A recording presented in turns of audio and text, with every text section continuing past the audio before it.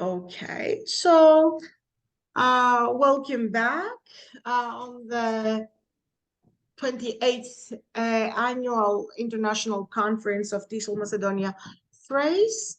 Today, this year's title is To TESOL or Not to TESOL, Teachers at the Helm of CPD.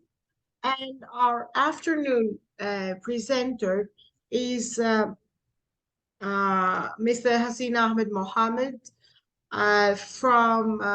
who is an MA CELTA teacher. He's a teacher, a researcher, and a mentor at the Kingdom of Saudi Arabia.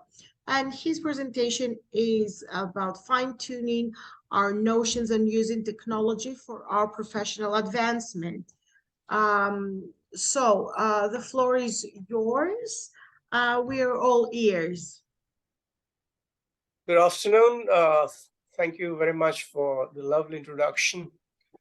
And I'm hoping to create some kind of rewarding impact, in the sense that the topic involves so much. It talks about our notions of using technology, and technology is such a wide field. And our professional advancement is itself, it's a lifelong process.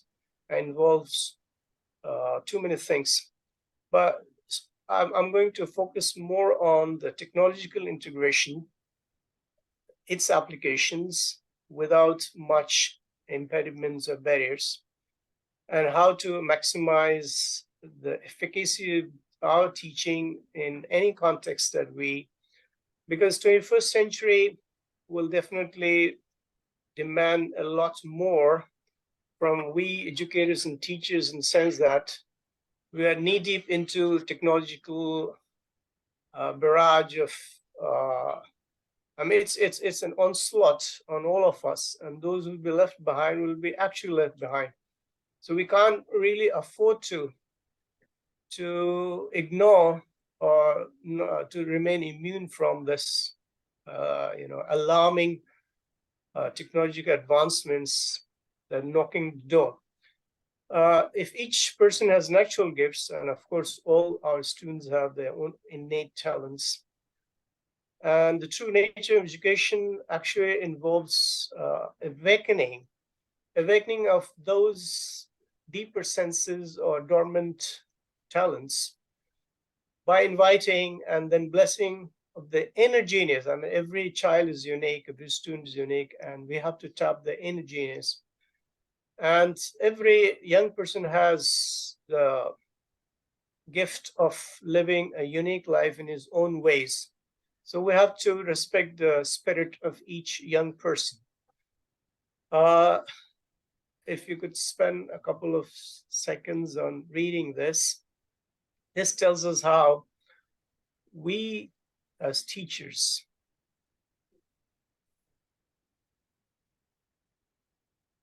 do not keep abreast of what's happening, and do not keep learning, and don't strive to bring out the best what's around or prevalent, we would be failing in our obligations. So we're not here just to load their minds. In fact, we're here to quicken them. So this loading is all about the content and the traditional instructions, material that we bombard them with. And some of the learners, they have their own learning styles, and they find it really intimidating in one sort. So we have to be empathetic towards them. We have to know that they are also, endowed with infinite talents of their own. In fact, we teachers, we fail to grab the whole idea around our heads that we are turning them to some nebulous, uncertain future won't work. We need to specify, design, and reshape their future, because we are a part of their journey. It's not our journey. We are simply a facilitator actually a coordinator or a conductor or whatever role we are supposed to put in. But we will have to undergo our own training. And what is really, it can be perplexing and alarming, because the rise of this artificial intelligence that my colleague Ron is too aware. In fact, I have been keeping an eye on all of these, it's a plethora of, I mean, it's like a salvo, I mean, one after the other. We aren't prepared for, digesting or even swallowing these kind of, things that's coming. And within a couple of months, I have been keeping track of, but actually I failed to keep track of, because I'm coming to how fast, how alarming, and how, this world, the whole world is changing and is going to be altered. In fact, the chat GPT heralds an intellectual revolution. In fact, some people are of the opinion that this is the most revolutionary thing that has knocked our door, and is going to either keep the things haywire, well, things will go awry. I mean, if you don't keep, pacing with or trying to unlearn things.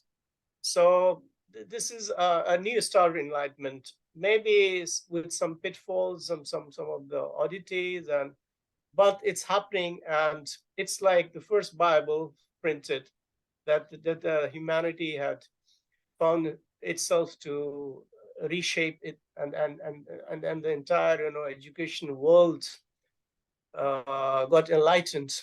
So this artificial intelligence, this open AI, this is an open source, and it's released by the company, but it's also paid like $20 for.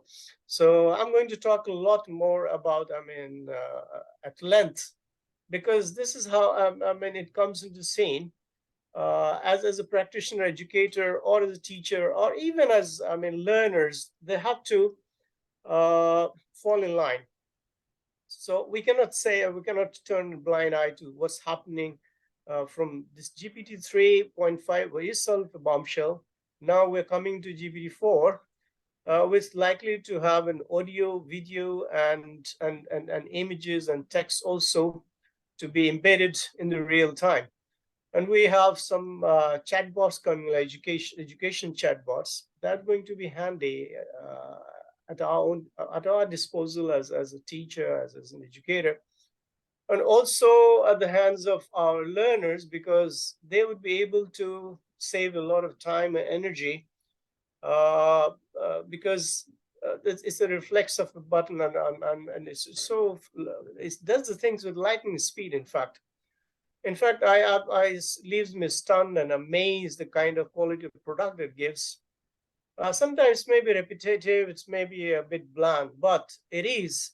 It's a big thing to come.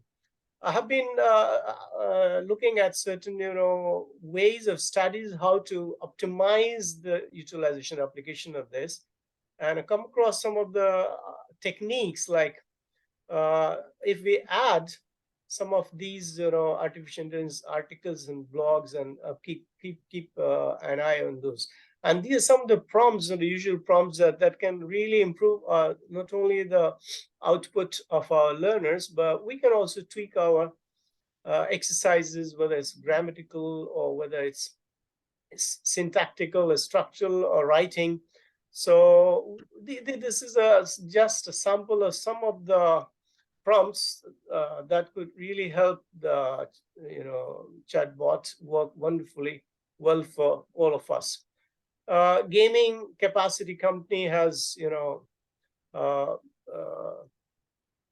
been using this for a while. In fact, we have been using technology for altogether different abilities and domain. Now, this one is like, it has left everything behind, and all the world governments, they are trying to come up with some of the safeguards, because if it's let loose without having to go for some data privacy or plagiarism sort of things, is going to wreak havoc in the entire community. And some of the institutions are all out for banning this, where others are all out for welcoming this. That's the scenario where we really don't know. It's like we're in a fix. The whole world is in a fix. And we educators have to be more mindful. Like these, some of the jobs that are likely to disappear because there can be done more robustly in a better way than we humans can do. Like this girl, this world's first robot lawyer, gets sued for practicing law without license in the US. This guy, I mean, this appears to be, or this is much more smarter and knows more of the laws and pros and cons of case studies than the actual lawyer. And in fact, one of the companies, they have appointed CEOs, and you see the rate, GPT-4 beats 90% of lawyers trying to pass the bar. It's not only the bar council exam, also there are other exams like, I mean, it could be IELTS, it could be IGCSE, it could be one of the toughest exams that humans can ever be, confronted with. And in the biological field, scientific field, also there are exams like we have, like in my part of the world, we have one of the toughest exams called, civil services exams. It has been done wonderfully well with all those questionnaires, and it's almost the score is 80 to 90%. So we have most of the companies vying in this field, and ChatGPT would be the fastest growing app in the world, but it has its own competition now. After Microsoft, Bing, and Google's Bard AI, Anthropic, which was founded by former OpenAI employees, has launched a new AI chatbot to rival ChatGPT. And this is, the company claimed that Claude is easier to converse with. It can be more steerable. I mean, it can play much easily, much less like produce human harmful output. That means safer than. I'm not sure whether how safe or how competitive are, but this is touted to be. It's pretty well and has the same function the ChatGPT, and it can help with use cases including summarization, search results, and just have a look. Some of the advancement that ChatGPT 3, the number, the zeros, and then ChatGPT, it's like hundreds of times much more robust than. And it's widely feared that they might come in the future. It's very likely that we could have singularity state. A singularity is where it can rival our human brains. It will be as robust as it can do the jobs as brilliantly as, or as a genius, or as the best of the minds that we have who have come across. Now, what are the limitations of this ChatGPT that really surrounds the whole of the skepticism about? This may occasionally generate incorrect information, may occasionally produce harmful instructions, could be biased content. The serious limitation of it could be, that's what I can perceive, is that it doesn't know much about the knowledge of the world and events after 2021. That means we have something to go for previous, like latest.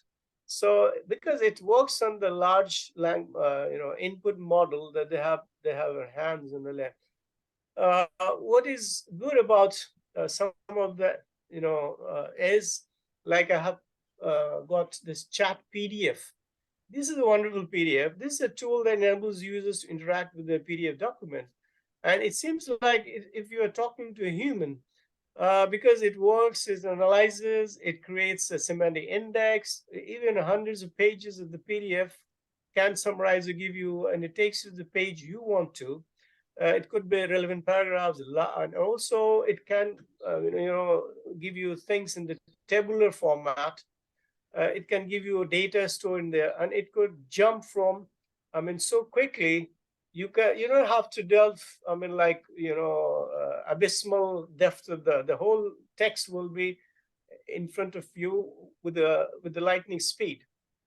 And this could be a wonderful tool in the hands of the learners if you could utilize it to the fullest of its capabilities. Uh, you can say the images, the numbers, I mean the sounds and all these.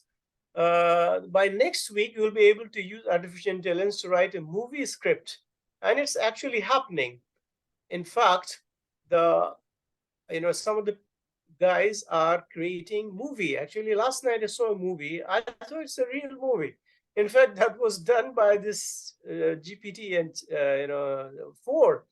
It was like US and UK, Russia, they are at war, and in the space they're fighting the war, and it sounded surreal that I couldn't believe that this could be done by an artificial intelligence.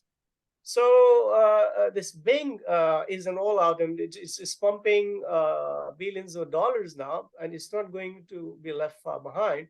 Apart from Google, and Google hegemony is going to be challenged by this Bing search engine because it's all out. It's no longer unhinged, and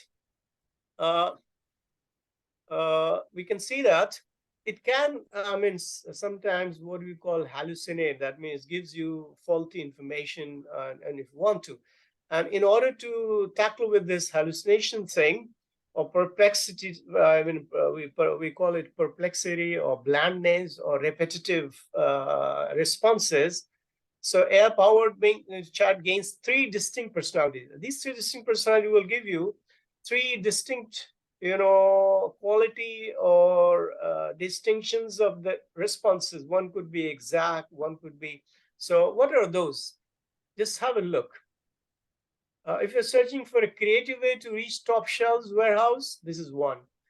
It could be searching for creative way to reach, what are the 3 things? It can be giving you more exact way of doing it. What is safest to reach the top shelf of the warehouse? It could have more creative way of finding the thing. It could be more balanced, and it could be more precise. So these are 3 levels. We call them levels of the maturity or the robustness or the kind of advancement that they're coming up with. So if you're really creative, you can look for creative aspects of things. If you really want something to be balanced, you can ask the chatbot to be more balanced, and it could be more precise also. So that way, it's going to. Now, I have a sample of this. How can we chat with the PDF? Now look how PDF size. It could be 200 pages, up to 200 pages. In fact, so 200 pages is a big, document. For a PDF file, so and it's simply because of the high demand they are not raising this. So no wonder that it could be the whole of the book or manuscript could be turned into this PDF, and we could chat with this. This is the age of the AI revolution. Intelligence will be free and ubiquitous soon. Restructuring our society, and how with chat PDF your documents are becoming intelligent. How is it becoming intelligent? You just talk to your PDF. It's like talking to humans, and they understand what you're looking for. They will tell you all about the content which is inside, and what is useful for. It can understand the images in PDF. It might struggle with questions that require understanding more than a few paragraphs at the same time. You can draw parallels, draw the analysis. You can have the tabular distinctions. You can go to the first, the last, the middle one. It can try talking to manuals, essays, legal contracts. Legal contracts are really, really lengthy documents, and sometimes we find, So, and how does it work? It also is data is saved in secure cloud storage and deleted after 7 days. So this is a wonderful advancement, and I really welcome this. Now, how it all began, and if some people are really not sure about how this works, this ChatGPT actually uses. This is ChatGPT's secret sauce. The basic idea is to take a large language model with a tendency to spit out anything it wants. The term spit out is like spontaneous, instantaneously. In this case, ChatGPT 3.5 and tune it by teaching it what kinds of responses human use actually prefers. So what can Pocket AI can do for you? These are some of the cases in point, like it can write me an email.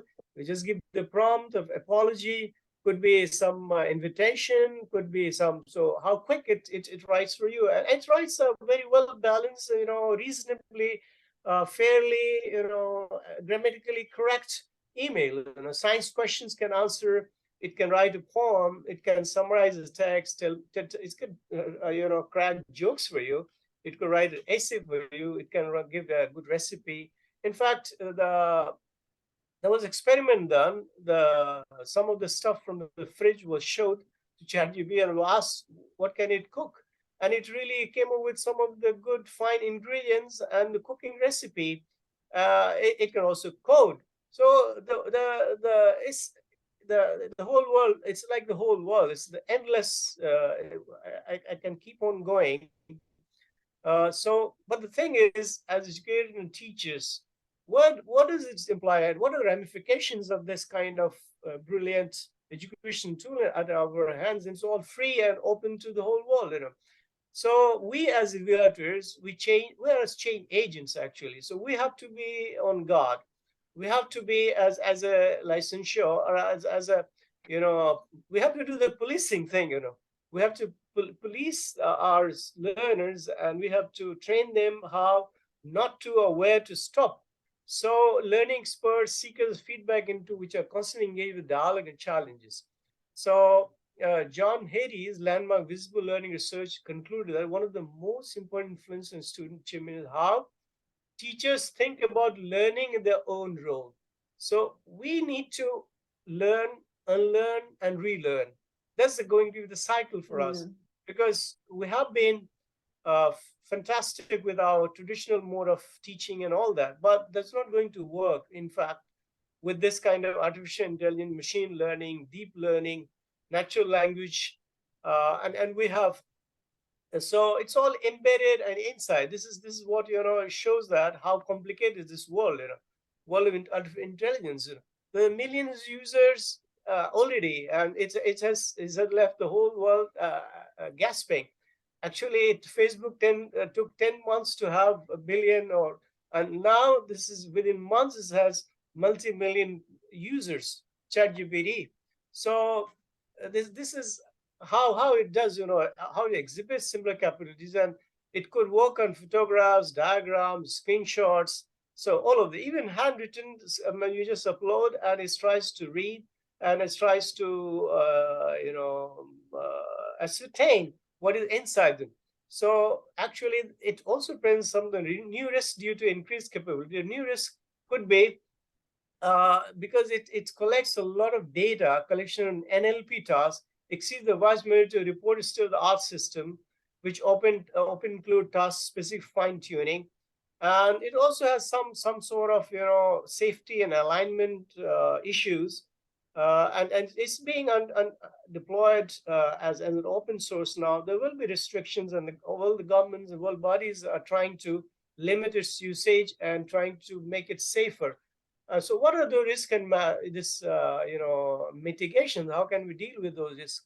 I would like you to spend a minute in order to how to we can have both the rewarding and the fruitful ramifications, and what are the risk and mitigation involved in it.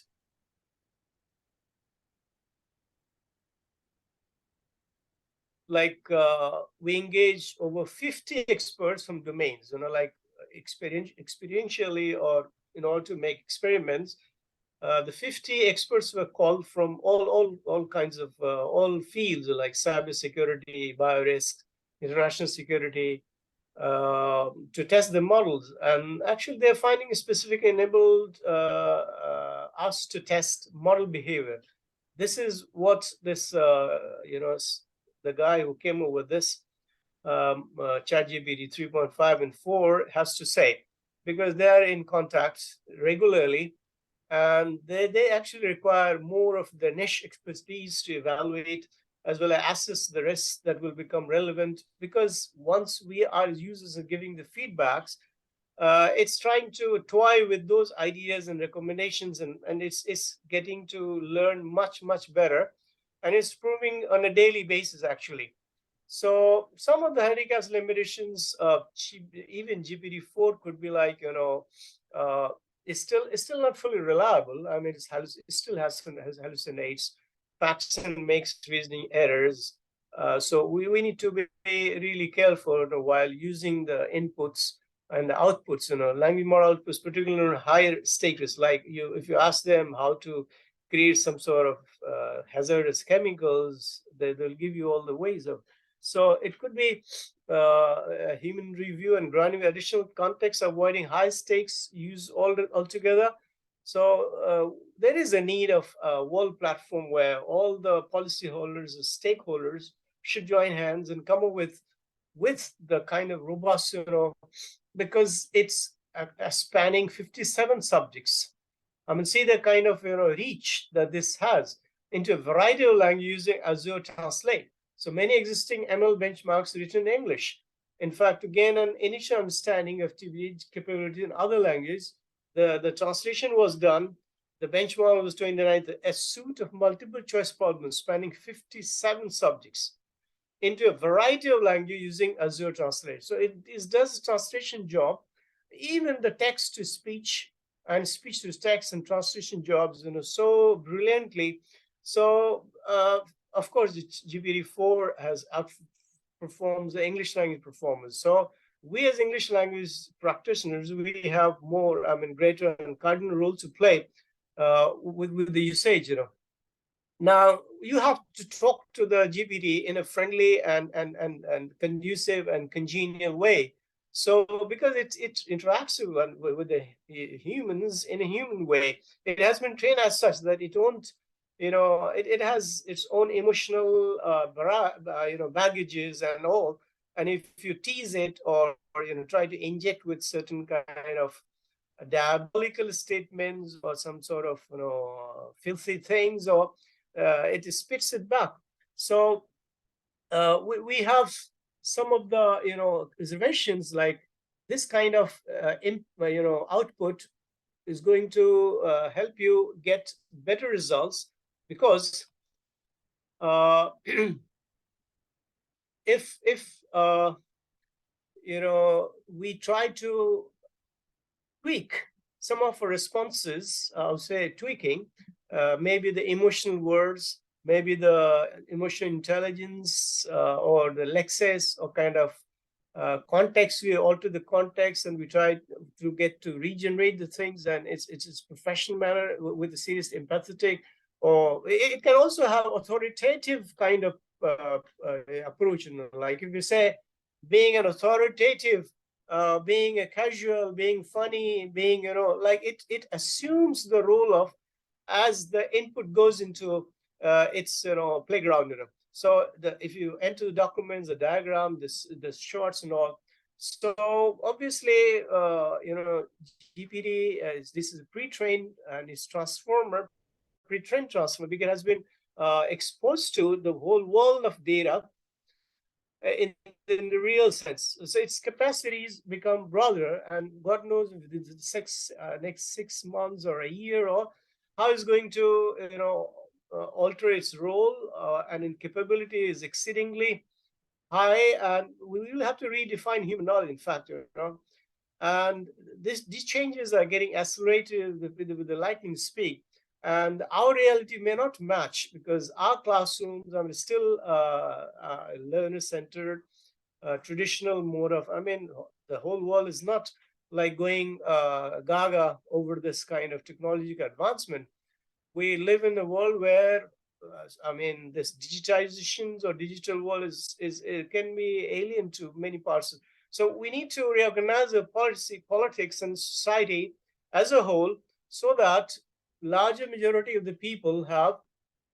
So as an individual, as a teacher, what are our values? In fact, I would like to have a look on these values. Why do I teach? In fact, if you answer these questions and try reflecting and try to be efficacious in your practices, like what motivates me to learn about the subject, what do I expect to be the outcomes of teaching, what is the kind of student-teacher relationship I start to achieve. This is very important. In fact, I was, you know, I attended one of the sessions where it was all about well-being. Then the other one was emotive words and emotive lexis and how emotional words play out in making a bond and rapport building. And how do I know when I have taught successfully? Now, what are the yardsticks or the benchmark where we can measure our own effectiveness teaching, and what habits, attitudes, methods mark my most successful teaching achievement?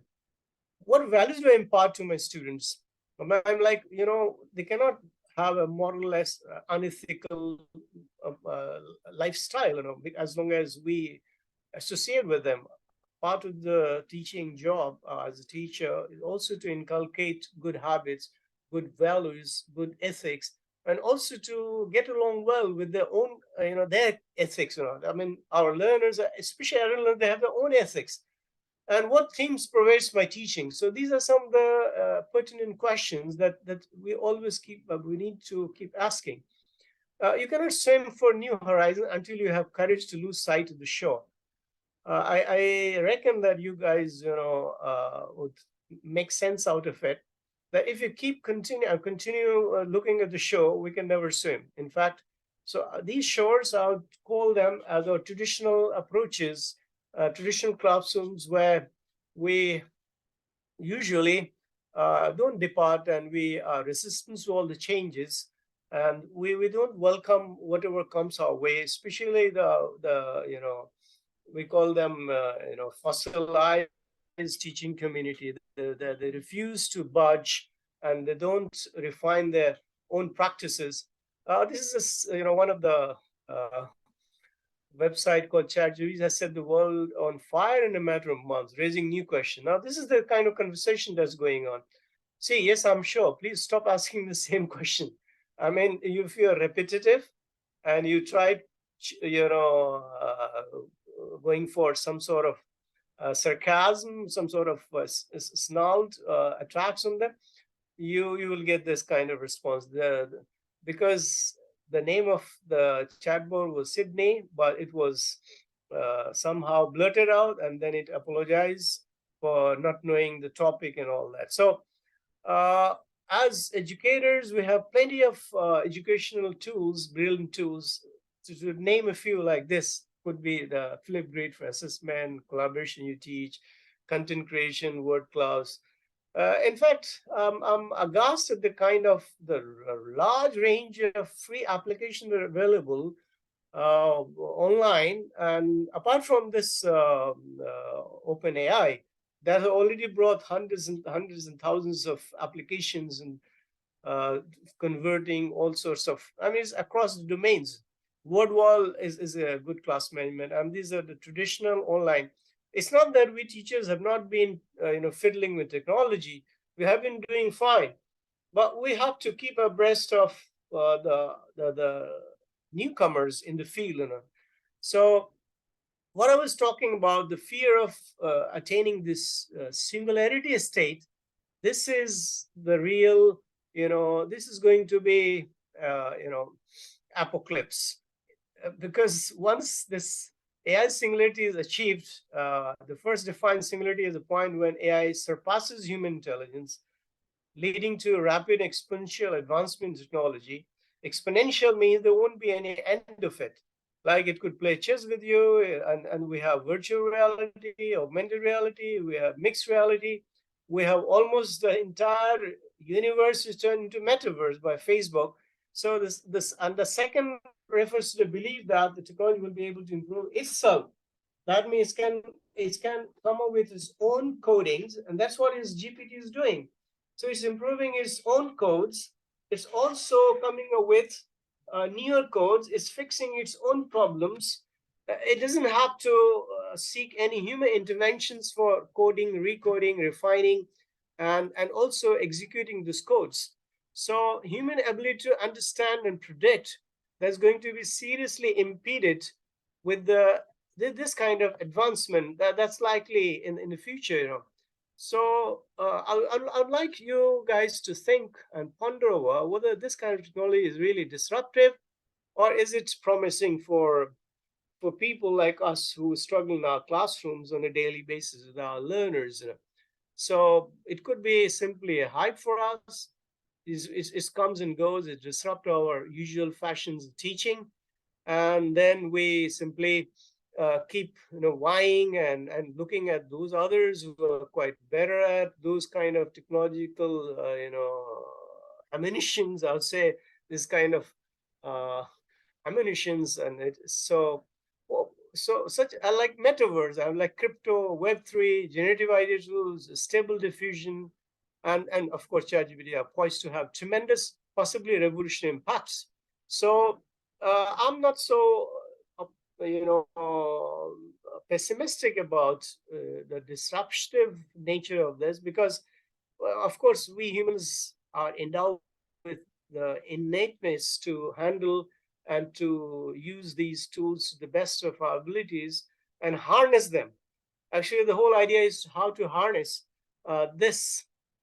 It's a kind of new energy in the hands of we teachers, and we will stop. We won't stop short of using them for our own benefits, our own learners' benefit. So uh, instead of giving more shocks about, I want the teachers and all the entire, educators, the entire community to simply have a relook, rethink, and in fact, it's a sort of upgrading ourselves. So we have to invest more in our own CPD, I mean, a continuous professional development, than pointing fingers at what's happening around, because we cannot stop. We don't. We are these are uncontrollables, I'll say, because it's not just this AI ChatGPT. It's Bing. It's Microsoft, and we have Alphabet, Google. Like We once have this. 10 minutes. Sorry Okay, for thank the you. disruption. We have 10 Thank you, minutes. thank you. Yeah, I'm going to Mhm. wind up on time, hopefully. So, Alphabet Incorporation's the 100 billion market value Wednesday just lost simply because they introduced a new chatbot, and then that gave inaccurate information. It's like it was in a professional video series, and the company even failed to dazzle. In fact, feeding worry that the Google parent is losing ground to rival. So, obviously, Google has been dominating the market for 25 years now. So there will be new players. So this buzz is going to stay. It's not. It could be really human things.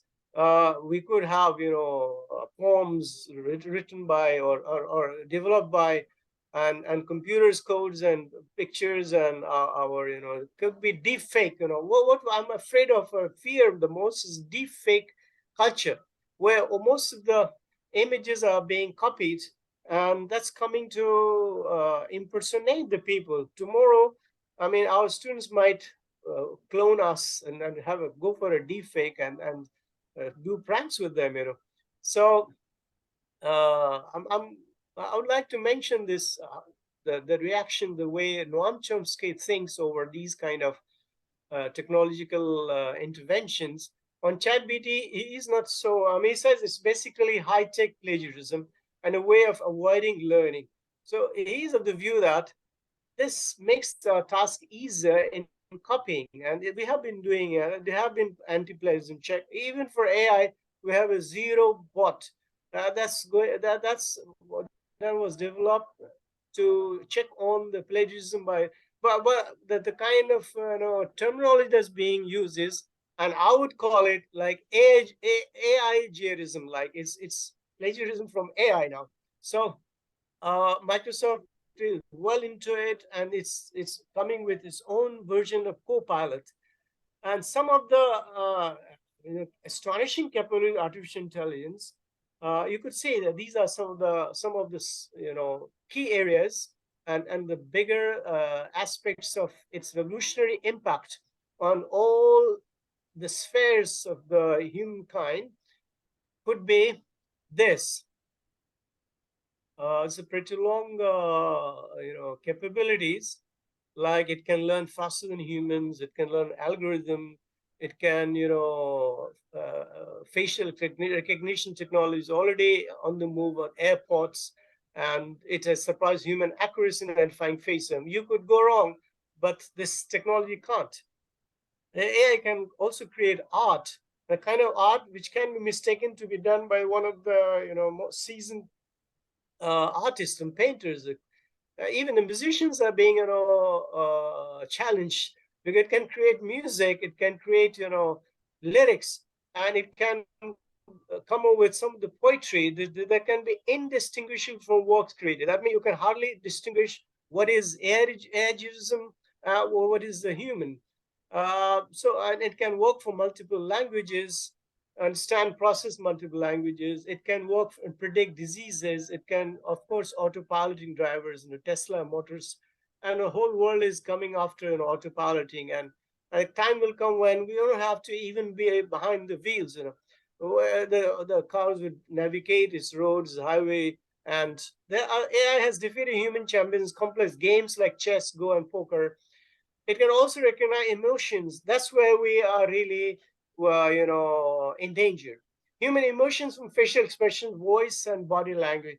It can write news articles, blogs, summaries, sports, accuracy, with the kind of accuracy that we, looking for in our average 70 to 80% graders. AI can diagnose medical conditions also. It can go for medical resonation with the best resolutions. So some of disconcerting limitations are here are the areas where we humans have to play our roles very effectively. Like it doesn't have common sense, so it can lack the ability to understand, apply common sense knowledge. And it can create, but it's a limited creative. If you ask him to create 5 times, maybe identical, and it will be repetitive. So, and it obviously depends on data. So if it's the loss of data, will make it redundant, important in fact. And it's of course vulnerable to biases, because most of the, you can say chatbots, they had women voices and we have regular voices. They tend to be women's voices, leading to unfair, inaccurate outcomes.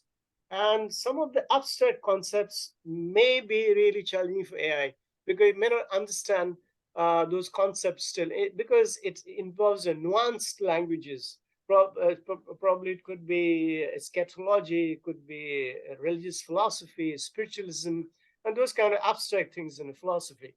So We it have has two limited. minutes. We have 2 minutes. Okay, so it has some its own limitations, and it is doing wonderfully well with some of the AI tool for writers. We can use this AI tools writing. So this shows how the whole world of this, AI involved gamifications, personal computing, senses, beacon. I mean, the whole world is Internet things, and we are surrounded by. So there's no escape. We cannot leave immunized from this fifth generation AI technology. So, but what would work for us is like TPAC. We can substitute, augment, we can go for pedagogical content, knowledge, we can replace technological, our content with technology content, and we can also have some of the competence like John Moran is very transversal competency that's for the future. So obviously, I keep quoting these philosophers, because they say that there is a relative advantage of, like education technology, but we have to vary. We have to understand the advantage of new methods over the old one. We shouldn't ape or, we have to look for those 4 C's: and creativity, collaboration, critical thinking, communication, all that. So these are some tools for, uh, you know, they can replace on our traditional methods of like summer model. This is the best model, and Bloom's taxonomy, they can like redefinitions, modification, augmentations. That's what we are doing. In fact, while we're using all the technical tools, they can design, develop, integrate digital learning experiences. Well, thank you so much. Thank you so much. We have to uh, close the room because we need to transfer to room 1 for Dr. Morain's speech. Once again, Mr. Mohammad Haseen Ahmed, it was a great honor meeting you, excuse me, and listening to your fantastic presentation. tons of valuable input. Once again, thank you. See you in room 1. You're welcome, all of you. Thank you very much for Thank being a you. patient listener. I had to say so much, so Well, that's why I had to be a bit expedient in thank rushing. you.